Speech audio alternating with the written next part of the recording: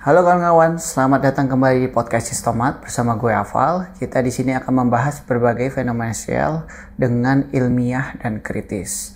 Tentu tidak sendiri, kita bersama Bung MH, staf pengajar Divisi Pol UGM. Halo Bung MH, apa kabar? Baik. Baik Bung MH. Sekarang kita akan membahas seputar kondisi ekonomi hari ini nih Bung. Kan banyak orang sekarang mengeluh ya soal mereka kesulitan membeli sembako, kesulitan membayar cicilan dan sebagainya.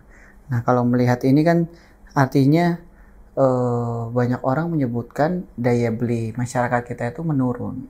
Tetapi yang menjadi menarik adalah di sisi lain banyak orang-orang yang hidup dalam kemewahan atau orang-orang yang kemudian dalam kategori super kaya itu bertambah.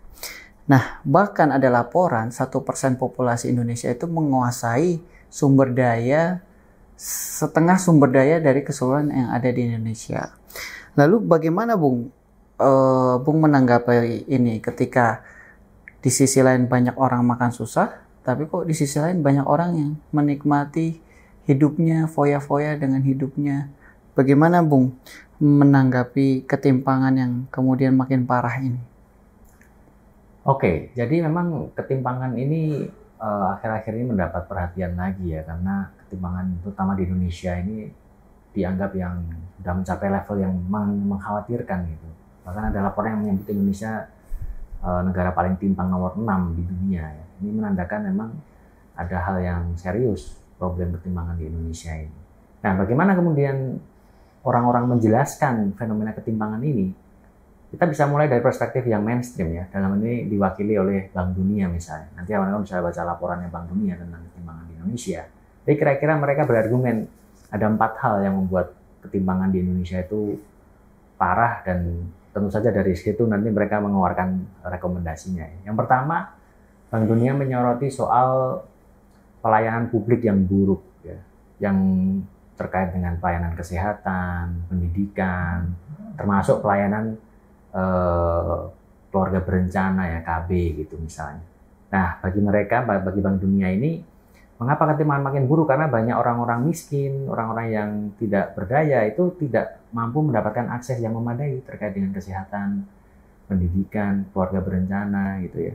Sehingga bagi mereka, kalau saja anak-anak orang miskin ini mendapat akses kesehatan yang baik, pendidikan, tapi tidak disebutkan ya pendidikannya sampai level mana gitu, apakah sampai kuliah atau seperti apa. Nah, itu kemudian dengan pelayanan publik diperbaiki, diasumsikan ketimpangan bisa dikurangi. Itu yang pertama.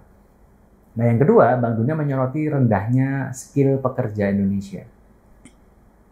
Nah, kalau kita bicara skill pekerja, berarti Bank Dunia menandakan bahwa berarti ada yang salah nih dengan kualitas individu-individunya si pekerja Indonesia ini. Mungkin mereka kurang punya kapasitas profesional, kurang punya kemampuan tertentu. Nah, sehingga solusinya gampang Bung Afal, yaitu ya ikutlah pelatihan, training gitu, sebagai jawaban dari persoalan skill yang rendah tadi.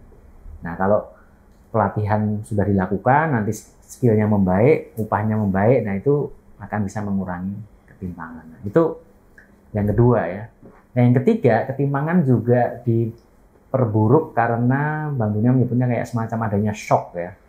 Misalnya ada krisis tertentu, misalnya kayak pandemi gitu, ketika banyak orang nggak bisa berjualan atau ketika jualannya tidak laku. Nah, itu menjadi problem yang memperparah ketimpangan karena orang-orang yang udah pendapatannya minim mengalami kesulitan gitu.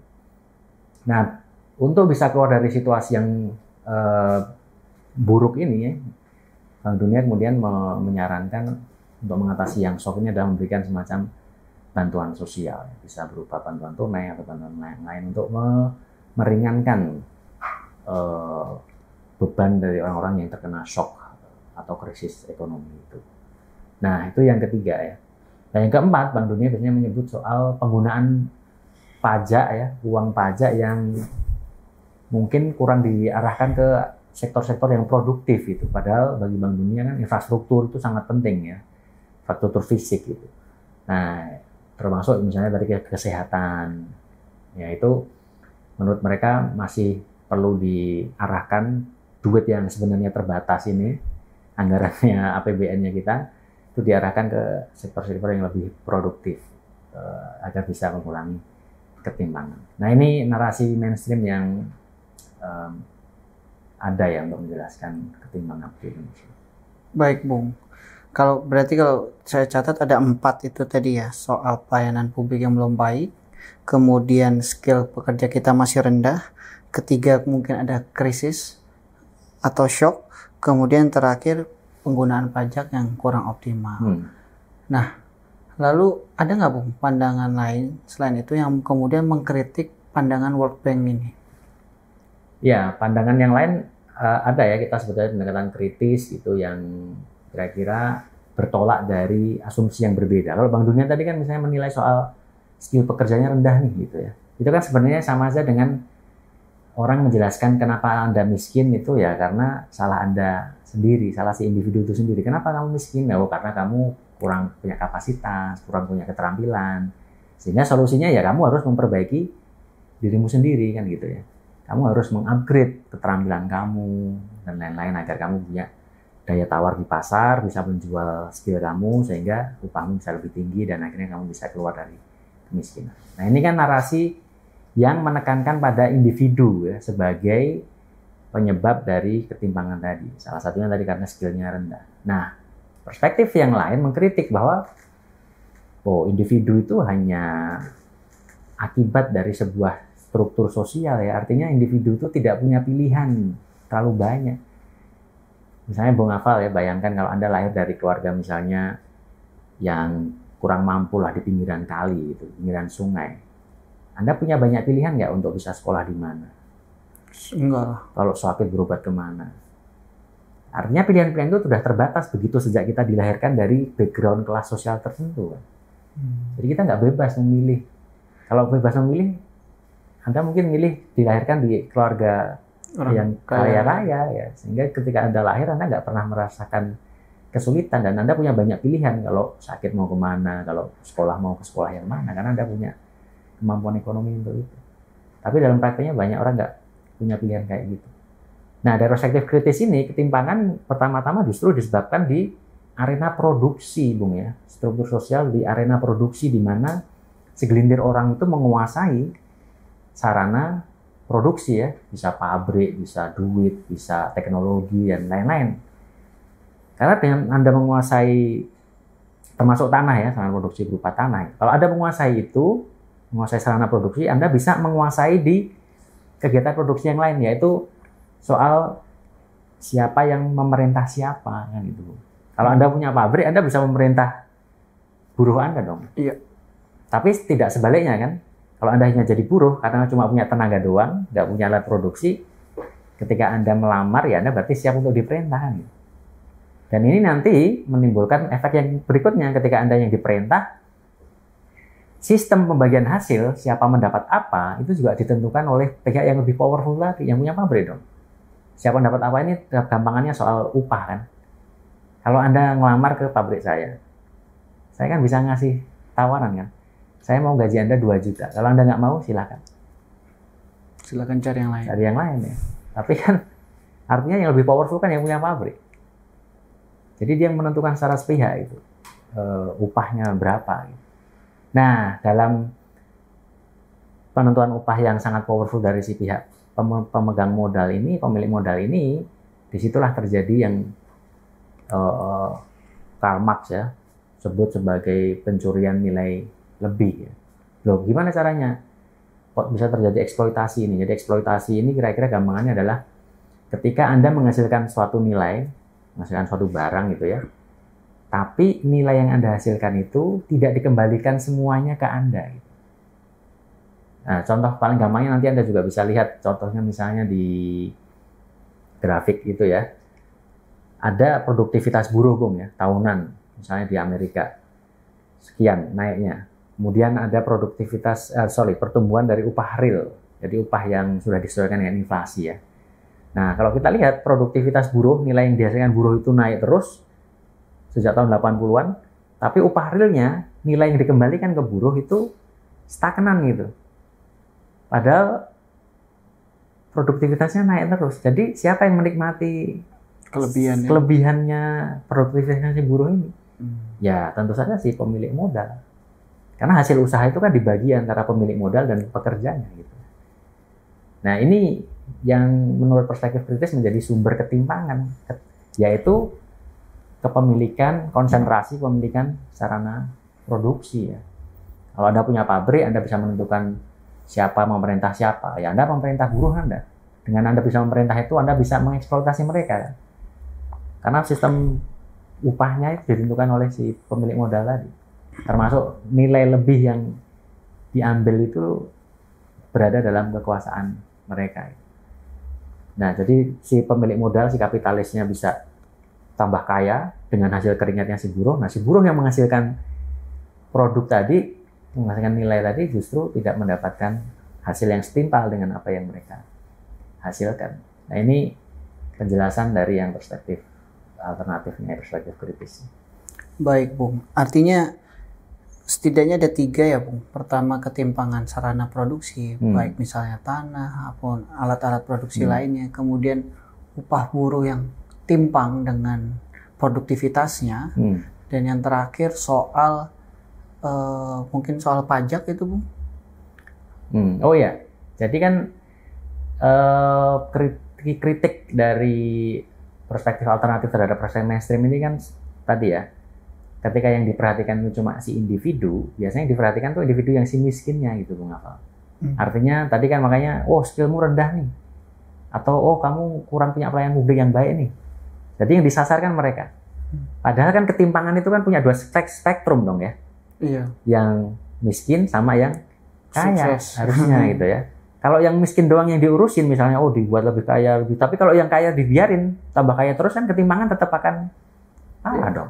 Makin lebar. Nah, ini kritik keduanya bahwa perspektif mainstream tadi terlalu fokus ngurusin yang spektrum yang miskinnya, tapi kayak nggak memperhatikan yang spektrum yang kayanya diapain gitu. Artinya mereka bayar pajak nggak? Yang kaya ini pajaknya bayar berapa? Dalam banyak kasus kan malah para kapitalis ini diberi tax holiday ya, diberi keringanan pajak, diberi potongan pajak gitu. Padahal mereka kaya raya. Sementara orang yang kekurangan mungkin malah justru suruh bayar pajak. Nah ini yang membuat ketimpangan makin parah karena orang-orang super kaya mungkin dipajakinnya tidak terlalu besar. Gitu. Iya, padahal spektrum yang miskin sama yang kaya kan saling berhubungan. Betul. Ada relasinya dan itu timpanganmu. Ya. Baik, Bung. Bung, coba kita bahas satu-satu nih, Bung. Tadi 3 poin tadi, bagaimana dampaknya di Indonesia? Kita mulai misalnya dari soal kepemilikan, ketimpangan pemilikan tanah atau sarana produksi. Itu bagaimana, Bung, kalau di Indonesia? Oke, jadi di Indonesia ini kita bisa lihat ketimpangan pemilikan sarana produksi dalam bentuk lahan itu dalam 2 hal ya. Yang pertama, ketimpangan dalam hal akses terhadap konsesi lahan negara.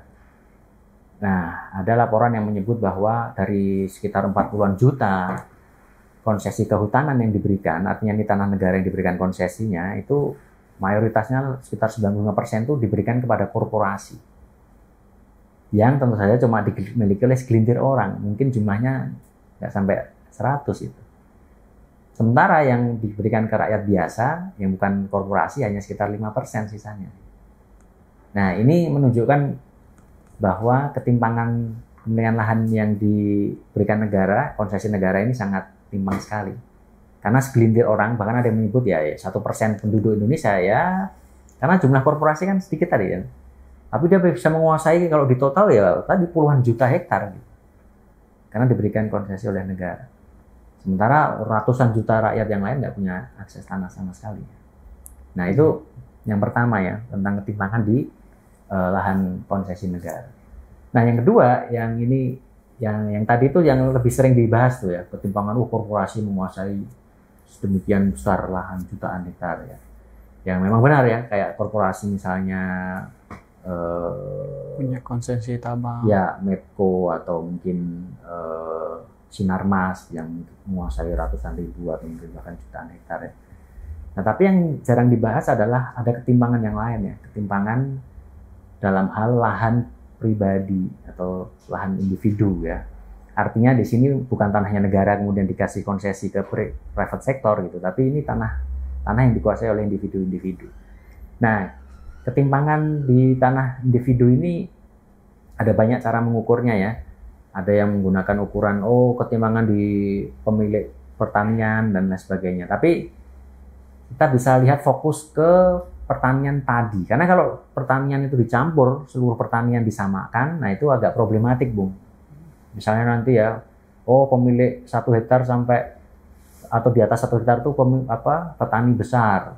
Padahal itu campur ya, sawit, padi dan lain-lain. Itu saya kira bermasalah karena produktivitas masing-masing komoditas ini berbeda. Kita pernah bahas di episode sebelumnya ya, bahwa ukuran untuk menentukan kelas-kelas sosial di pedesaan itu nggak bisa dipakai satu komoditas yang sama, harus disesuaikan dengan konteks masing-masing komoditasnya. Nah, kalau kita lihat di pertanian padi aja, itu 90%, sekitar 90% petani padi kita itu ya petani gurem. Atau kalau istilah saya ya petani semi proletar gitu ya. Tanahnya kecil, tapi karena terlalu kecil dia nggak cukup untuk memenuhi kebutuhan subsistensi mereka. Makanya mereka harus menjual tenaganya sebagai buruh. Nah, sementara yang jadi kapitalis yang mempekerjakan buruh sepanjang tahun itu kira-kira paling 5% aja. Nah, artinya yang punya akses terhadap tanah yang memadai itu paling ya sekitar 10% aja antara yang petani kapitalis dan PCP gitu. Sementara yang 90% yang lain akses tanahnya sangat terbatas karena tanahnya itu nggak cukup untuk memenuhi kebutuhan dasarnya tadi itu. Baik, Bung. Itu kan soal ketimpangan lahan ya, Bung. Bagaimana soal poin kedua tadi, soal upah pekerja di Indonesia? Ya, oke. Jadi sebenarnya kalau dari perspektif kritis ini ya, perspektifnya Marx ini tadi kan melihat pada pengambil alihan nilai lebih gitu ya. Jadi yang ideal memang harusnya memperhitungkan nilai lebih di Indonesia. Cuman setahu saya belum pernah ada yang mencoba menghitung itu. Makanya kita kesulitan menggunakan indikator itu ya. Kalau di negara lain udah ada yang mencoba menghitung ya. Misalnya tingkat eksploitasi pekerja di Amerika atau di Eropa gitu. Mereka menggunakan formulanya Marx untuk menghitung berapa nilai lebih yang diambil oleh pemilik kapital tiap tahun misalnya. Nah, tapi di Indonesia sayangnya setahu saya belum pernah ada yang melakukan itu, makanya kita kesulitan menggunakan ukuran nilai lebih. Tapi kita bisa menggunakan ukuran lain yang mungkin tidak ideal, tapi bisa sedikit banyak memberi ilustrasi ya tentang bagaimana nilai yang dihasilkan buruh lewat produktivitasnya itu tidak dikembalikan sepenuhnya kepada buruh dalam bentuk upah real tadi ya. Nah, itu kalau kita lihat dengan indikator itu, maka dalam 2 dekade terakhir di Indonesia produktivitas buruh itu naik terus, Bung. Tapi upah realnya itu tidak naik setinggi produktivitasnya. Jadi ada sebuah studi ya, nanti kamu bisa cek sendiri, yang menunjukkan bahwa sejak tahun 2000-an awal sampai 2018 gitu ya, itu produktivitas buruh jauh di atasnya si upah realnya ini. Bahkan hampir 2 kali lipatnya. Artinya, nilai yang dihasilkan buruh lewat kerja kerasnya itu tidak dikembalikan sepenuhnya ke buruh yang menghasilkan produktivitas itu. Terus, lari kemana hasil produktivitasnya buruh itu? Iya, para pemilik sarana produksi ya, alias kapitalis. Ya, mereka menikmati itu. Yang itu yang menjelaskan kenapa yang kaya makin kaya. Karena upah buruhnya nggak naik, produktivitasnya naik terus dinikmati oleh pemilik modal tadi ya. Baik, Bung. Kalau kita lihat berarti memang ketimpangan itu kan begitu nyata ya, Bung, antara produktivitas pekerja yang kemudian naik, tapi upahnya itu tidak sebanding, alias makin melebar gapnya. Itu yang kemudian Bung bilang yang kaya makin kaya, yang miskin yang makin miskin, kayak gitu kan, Bung. Tadi Bung sempat bahas spektrum si miskin terus yang dibahas, spektrum yang kaya enggak. Nah, ini berkaitan nih, Bung. Bagaimana soal pajak untuk para orang kaya ini? Di Indonesia di Indonesia.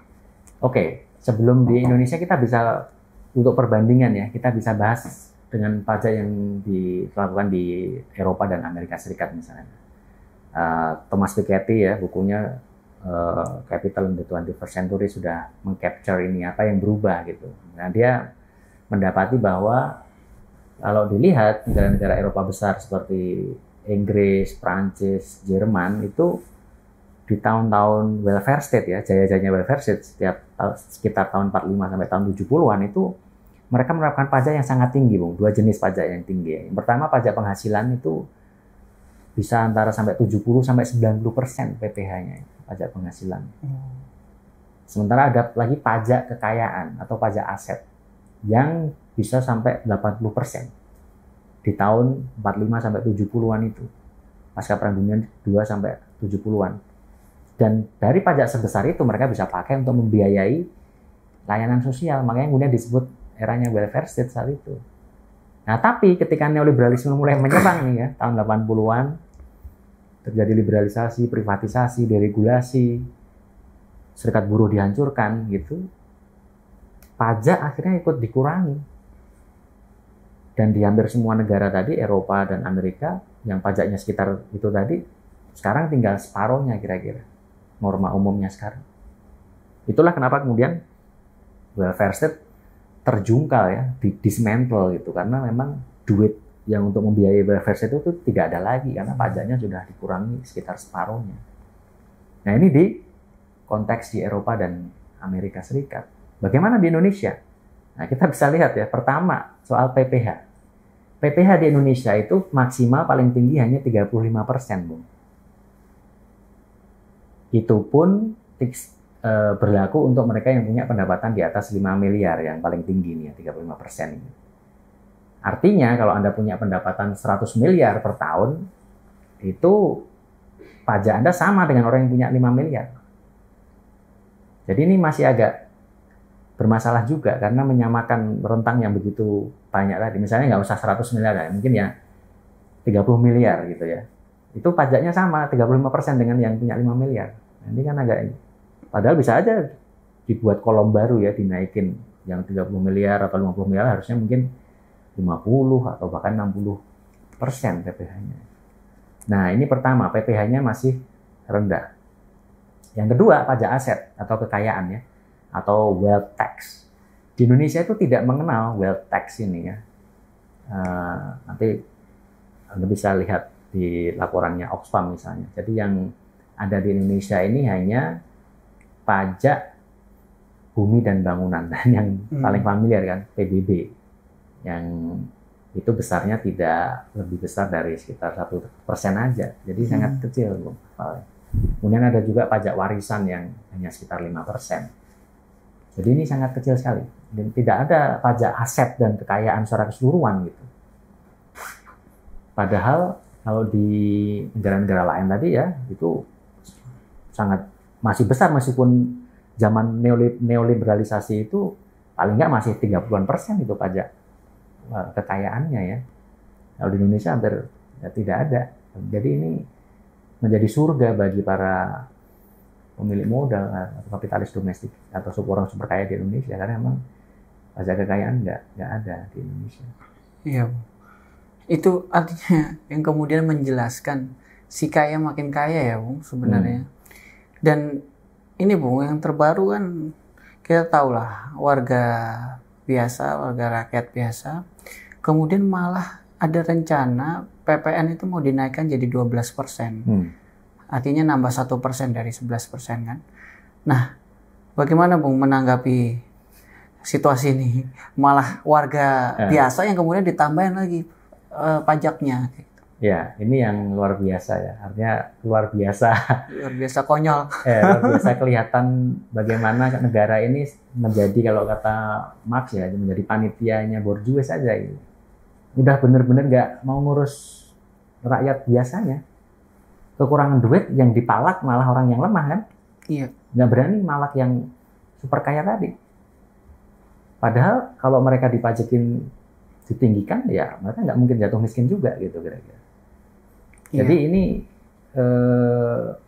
menunjukkan secara umum ya, konteks memang kekuasaan di Indonesia yang sejak Soeharto itu dikuasai oleh para pemilik modal kira-kira. Baik, Bung. Balik lagi, Bung. Artinya kemudian seperti ketimpangan konsentrasi lahan, upah buruh yang murah, terus pajak bagi orang kaya yang sangat sedikit. Nah, bagaimana menjelaskan situasi ini sih, Bung? Kenapa semua ini bisa terjadi? Oke, jadi kalau kita lihat lagi-lagi kita bandingkan dengan di Eropa tadi ya, kenapa bisa ada welfare state di Eropa, kenapa ada bisa pajak yang super tinggi di Eropa dan Amerika saat itu ya tidak lepas dari pengorganisasian yang kuat ya, jadi well organized working class gitu yang mengorganisir diri mereka bisa menuntut ke negara untuk memaksakan pajak yang tinggi kepada para kapitalis itu, sehingga kemudian kapitalisnya ya dipaksa gitu untuk membayar pajak itu tinggi itu. Dan itu ya waktu itu memang ada konteks lagi-lagi perang dingin ya, ada ancaman komunisme gitu yang membuat para kapitalis mau nggak mau harus berkompromi nih.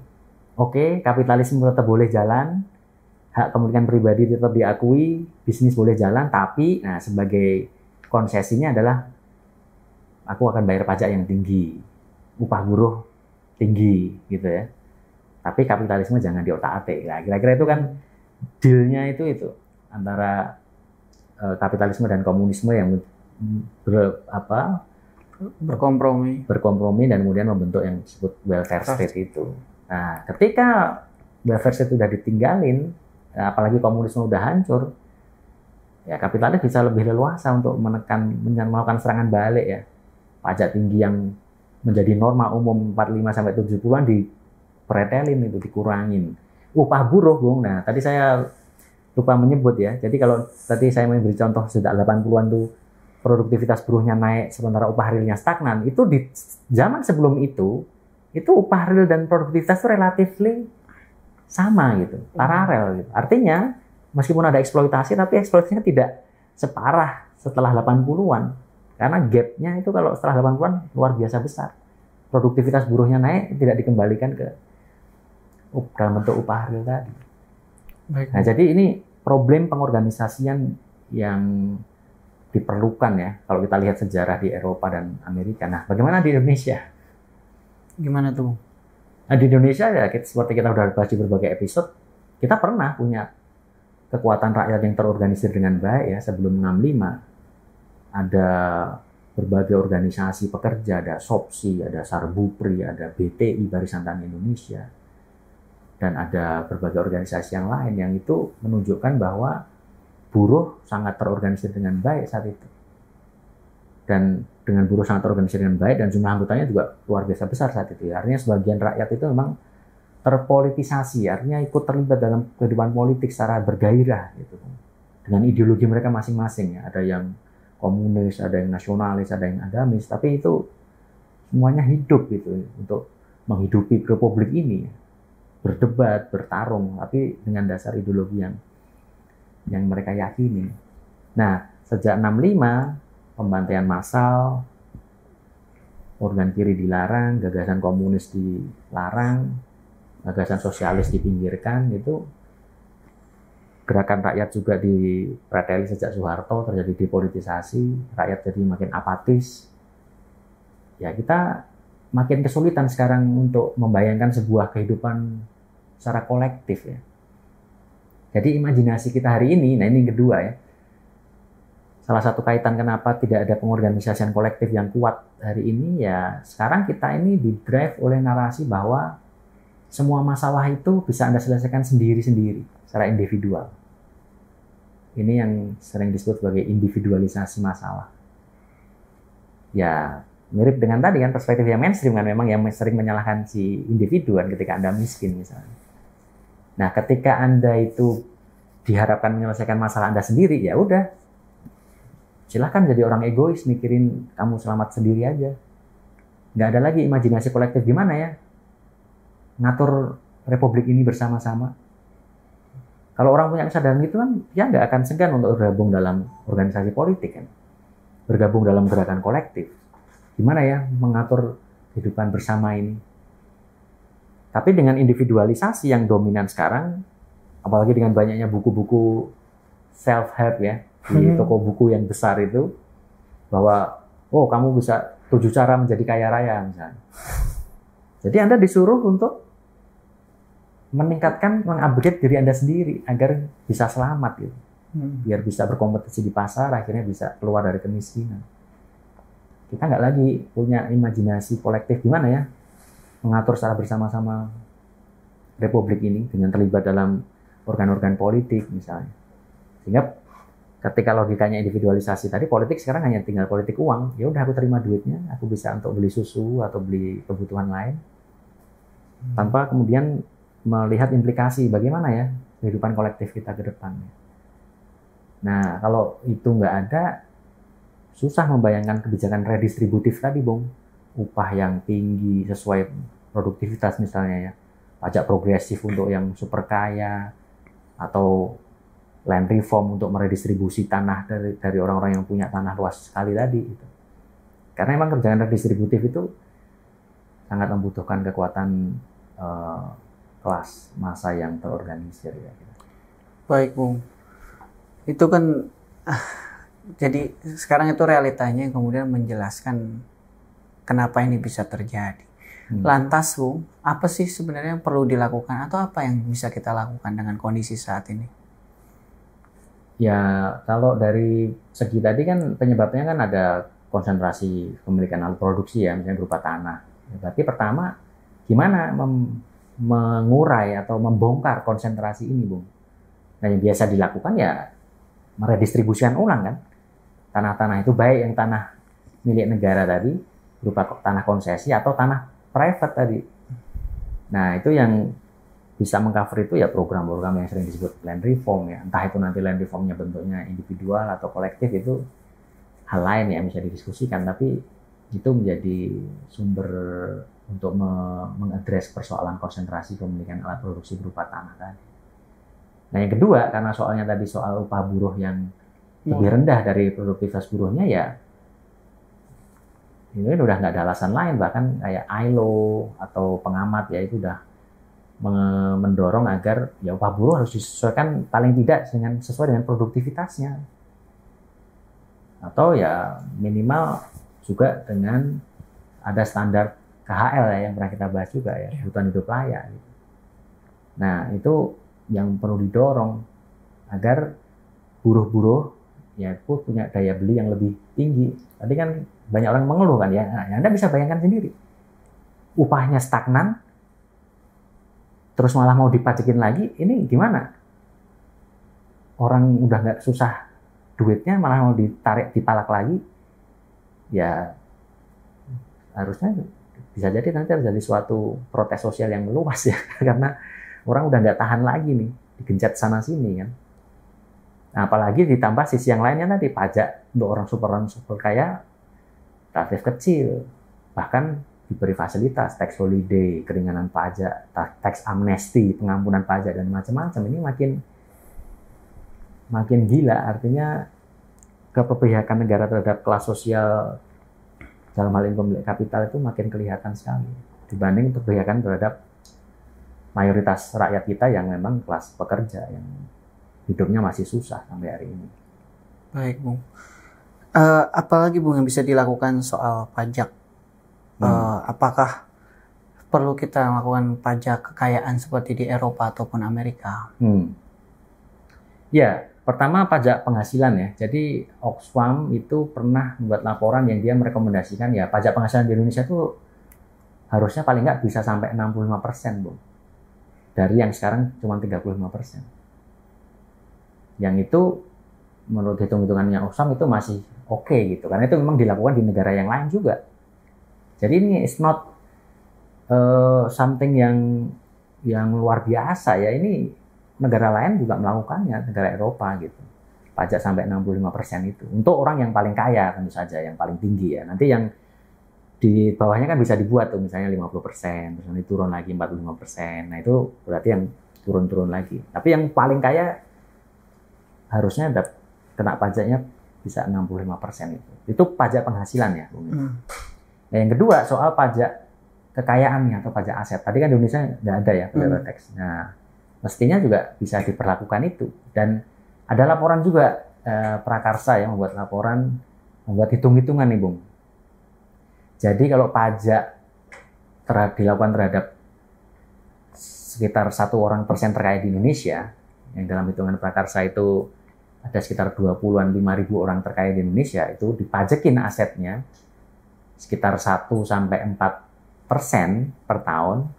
Ini pajaknya progresif ya, artinya semakin kaya Anda, semakin besar 4% itu. Kalau yang batasnya tadi, misalnya yang paling kecil, ini kan orang terkayanya kan dihitung yang orang yang punya sekitar 144 miliar, yang masuk kategori super kaya. Ya, yang 1% tadi, yang jumlahnya cuma 25 ribuan orang di Indonesia itu.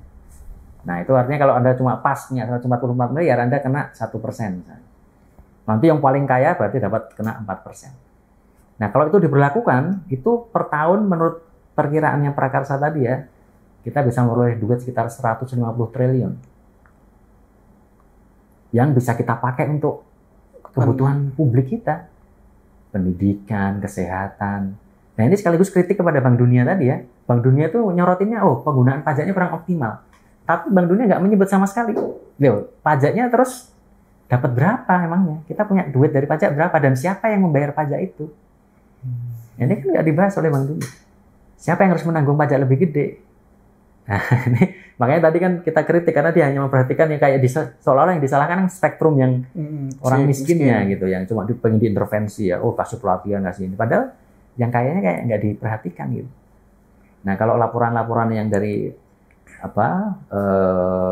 lembaga think tank tadi ya, itu kan sudah mendorong agar pajak seperti itu bisa diberlakukan. Dan Anda bisa bayangkan kalau dapat 150 triliun per tahun bisa dipakai untuk apa gitu ya, Bung. Baik, Bung.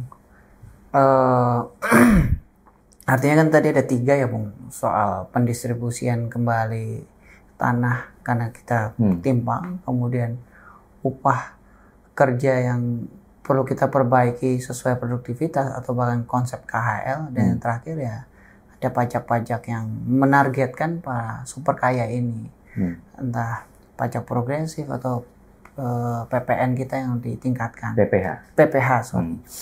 Nah, Bung, tapi apakah bisa negara dengan, kalau Bung bilang tadi sebagai panitia para borjuis aja mau melakukan hal-hal ini, terus bagaimana Bung katakanlah menekan negaranya ini? Iya, ya ini jadi PR kita bersama. Yang pertama kan kita perlu sepakat dulu ya, apakah memang tawaran seperti ini tadi meyakinkan Anda atau tidak ini, yang Anda semua di sini ya. Kalau Anda merasa ini masuk akal dan proposal yang bisa dikerjakan, ya kita perlu secara kolektif untuk menyatukan kekuatan ini. Karena memang kita sebagai pekerja ya, saya sendiri juga pekerja gitu. Ya yang kita punya cuma tenaga, kita nggak punya duit, kita nggak punya parpol, kita nggak punya yang lain. Jadi kekuatan kita cuma numbers dalam hal ini ya, keanggotaan ya. Kalau kita semakin banyak, kalau orang yang sepakat dengan proposal ini, kita bisa kemudian membuat upaya-upaya yang lebih sistematis untuk bisa menekan negara agar negara kita rebut kembali menjadi miliknya orang banyak, bukan negara yang cuma melayani kepentingan kelas segelintir orang aja. Baik, Bung Eha. Mungkin di situ dulu teman-teman, kita hentikan diskusinya. Nah, tinggal teman-teman jawab di kolom komentar. Kira-kira apakah teman-teman setuju nih dengan agenda atau proposal inilah tadi soal pendistribusian lahan. Oke, begitu dulu kawan-kawan. Sampai jumpa di episode selanjutnya. Terima kasih.